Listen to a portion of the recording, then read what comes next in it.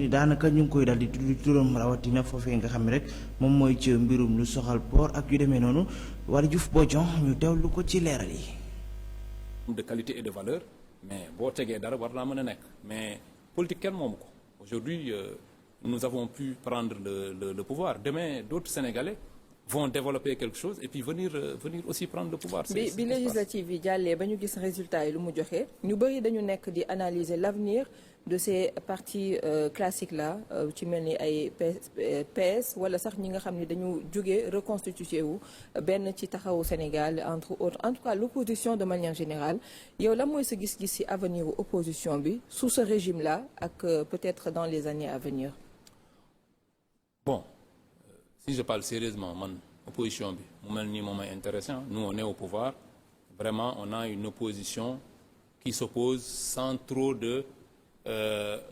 d'arguments parce que l'opposition actuelle n'est pas dans le débat de fond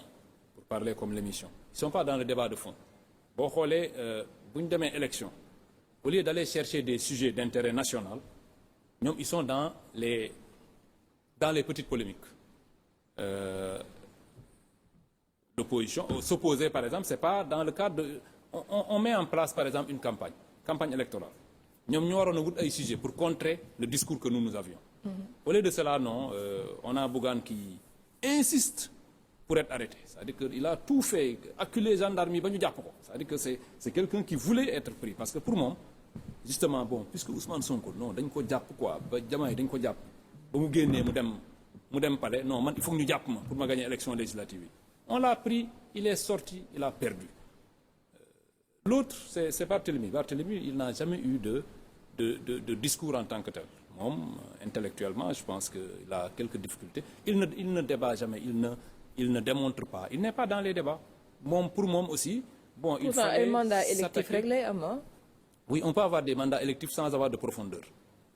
oui rien ne s'y oppose mais combien de maires ont été nommés ici Ousmane Sonko moo nommé lu gars yi Ousmane Sonko non pas nommé élu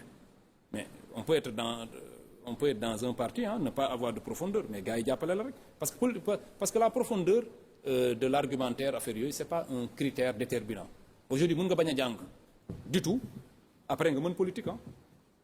que il faut pas mais je veux dire que war nga mën a construire quelque chose avoir un discours à proposer aux Sénégalais mais lui puisqu'il n'avait pas de discours ce qu'il a fait il s'est organisé pour mettre de la violence dans la campagne moom it aussi ça s'est traduit par un échec donc man li may intéressé mais si c'est cette opposition là qu'on a mais c'est bien pour nous on en a encore pour longtemps. C'est bien pour vous. Mais c'est bien pour nous on en a encore pour longtemps parce que ñun on est sur le xam nga Pastef li tax ñu xam Ousmane Sonko. C'est que nous avons toujours dañuy teg un projet le référentiel 2050 mais nous avons une vision qui est là et que nous entendons appliquer au niveau du Sénégal avec la différence que ñun ay valeurs la ñuy ñëwee parce que quelle que soit la vision nit mën na am vision mën na wax ni damaa bëgg a def lii c'est facile d'écrire et de mettre en place des schémas ou des visions pour développer quelque chose mais li ci gën a am solo mooy yow na nga dëggu na nga nekk nit koo xam ne nit ku dëggu nit ku intègre nit koo xam ne mais il faut commencer par être un homme de vérité un homme qui a des valeurs à défendre un homme qui n'a pas de problème avec l'argent public et je pense que c'est cette touche-là qui est nouvelle chez Pastef nous on est là on a une vision et ce que nous disons aux Sénégalais c'est la vérité ce que nous disons aux Sénégalais c'est nous voulons faire avancer ce pays nous voulons le changer et ça on y croit c'est peut-être ça la différence avec les autres ñoom ils avaient le plan Sénégal émergent ñoom ñëpp xamoon nañ ni mënta nekk ils n'y croyaient même pas d'ailleurs c'était la foire aux prévarications c'est-à-dire que ku ci ne la nga yor tu en profites pour te remplir les poches aujourd'hui je pense que cette époque-là est finie pour le Sénégal aujourd'hui ñun ñi nga xam ne ku nekk li nga yor da nga koy jéem a gérer parce que le pouvoir actuellement mais rien ne sera pardonné à qui que ce soit ku def loo war te def au sein du pouvoir mais les sanctions seront prises nous on ne sera pas là le président Diomaye et le premier ministre Ousmane Sonko que je connais mais ils ne protégeront personne et ils n'accepteront pas un certain nombre de choses c'est en cela que nous devons avoir de l'espoir pour ce pays parce qu'on a à la tête de ce pays des gens qui sont droits des gens qui sont intègres, des gens qui veulent réellement que ce pays change. Et je pense que si nous arrivons à dérouler le programme que nous avons, mais d'ici 5 à 10 ans, on commencera à voir les fruits et à connaître un autre Sénégal. bokk na ci li nga xam ne moom ngeen sàkku Sénégalais également di ko xaar ci yéen muy la reddition des comptes ak surtout lu jëm ci wàllum loi d'amnistie bi ñu dindi ko. Gis nañ Aïssata Tall Sall il y a pas longtemps mi ngi xam ne ni loi boobu du loi boo xamante ni dañ koy dindee noonu mu yomb parce que paramètres yu mu tënk moom moo bëri. Est-ce que vous êtes d'accord ci loolu mu wax que loi bi duñ ko tëggee en tout cas complexe boo xamante ni boo leen ko bëggee dindi sax peut-être yéen ñàkkul Pastef dugg ci biir. Non, je crois que loolu question la boo xam ne le Premier ministre en a parlé. La loi d'amnistie dañu koy dindi et je pense que Aïssata Tall Sall loolu mu ciy wax noonu waxu nit ku elle a plutôt peur de ça parce que quand même ces gens-là bu leen fàtte ni ñoom ñoo nekkoon ci dëkk bi Sénégal fàtte xaju fi ce n'était que il y a 1 an ñoom ñoo fi nekkoon di def di recruter des nervis di rey ay nit une prévarication mais incroyable au niveau des deniers publics c'est-à-dire que loolu ñu fi def yëpp ba pare au moment de partir le 6 mars vous votez une loi d'amnistie mais après vous pensez que mën ngeen a ñëwaat di ñu jéem a gëmloo bon écoutez c'est vrai que c'est une avocate vous pensez que nous on n'a pas les moyens on n'a pas parmi nous des gens qui peuvent réfléchir pour voir sous quel angle remettre en cause cette loi-là, ce qui va ouvrir droit à des poursuites contre ceux qui ont... Parce que Sénégal dafa soxla loolu. Aujourd'hui, projet bi mu ngi commencé ci rendre justice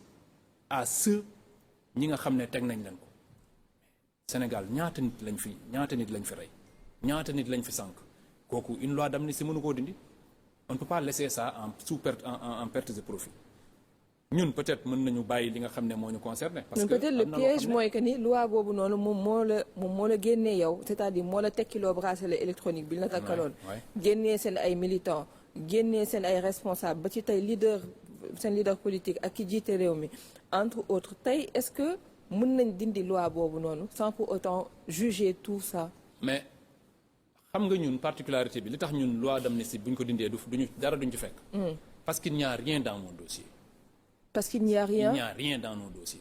Il n'y a rien. ñoom ñoo tabaxoon c'est-à-dire que il faut pas que ñu nax sénégalais yi dañ naan non ñii lii moo leen génnee lii mais lan lañ defoon c'est-à-dire du temps de Macky Sall dictature bi dafa atteindre benn niveau boo xam ne mais dañ lay jàpp te defoo dara. Je prends mon exemple quand j'étais à la police en garde à vue les policiers te disaient mais ouvertement ça va xam nañ ni defoo dara mais bon dañuy gaaw daal defar kayit yi pour nga jóge fi quoi nga jàll. C'est comme si tu étais une sorte de marchandise qu'il faut juste faire passer d'un service à l'autre def loolu benn circuit carcéral boo xam ne sans explication donc ñun mais il n'y a rien dans nos dossiers on n'a qu'à revenir sur la loi man bu ñu nañ dellu ci loi bi bu ñu ko delloosee qu'est-ce qu'on fait on va me juger et me relâcher si jamais dans la loi on n'a pas prévu c'est-à-dire que loi bi li ñi muy viser mooy mais les crimes de sang. Pas seulement. Oui mais les crimes de sang la ñu war a jëli. yéen loolu ngeen sàkku woon yéen loolu ngeen sàkku woon loolu la ñuy jëli. mais on a tué 80 personnes vous pensez que non je vous assure quel que soit ce que va faire l'APR ak ñi ci bokk tous les Sénégalais yi nga xam ne dañ fi rey nit ils en répondront ça c'est des questions yoo xam ne mais c'est des questions pour nous yoo xam ne c'est fondamental man je peux pour ce que j'ai subi c'est pas grave ñun on n'a rien subi mais ñi nga xam ne dañ leen a rey ces familles qui sont là ñu ne non il y a juste une loi d'amnistie bu Macky Sall def avant de partir non il faut que tout le monde réponde et je pense qu'on a commencé il y a pas que il y a aussi la haute cour de justice qui vient d'être mise en place Sénégal il faut que ñu indi fi précédent boo xam ne ku fi yoraat dëkk bi di nga xam ne lii bu ma ko defee lee moo ma ci fekk mais on ne peut pas passer tout cela en perte de profit un peuple sérieux ne fait pas ça un peuple sérieux Waly Diouf Bodian doon ñëwaat ci lu soxal politique wala opposition bu Sénégal bi ak it loi d'amnistie bi nga xam ne daanaka